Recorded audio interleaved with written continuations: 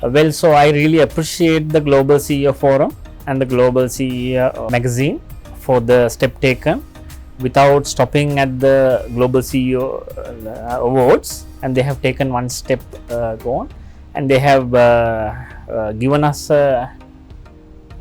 two opportunity to explore the Toyota way, and giving us an day to engage and to experience the learnings.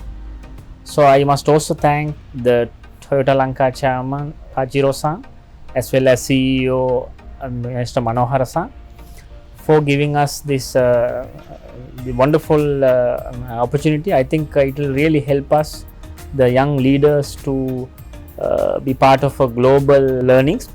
And I also would like to thank Mr. Sirivardhana, the Global CEO Forum and the Global CEO Magazine Chairman, for his and his team's continuous efforts to improve the young leaders to take another step forward towards their career journey. Global CEO Magazine.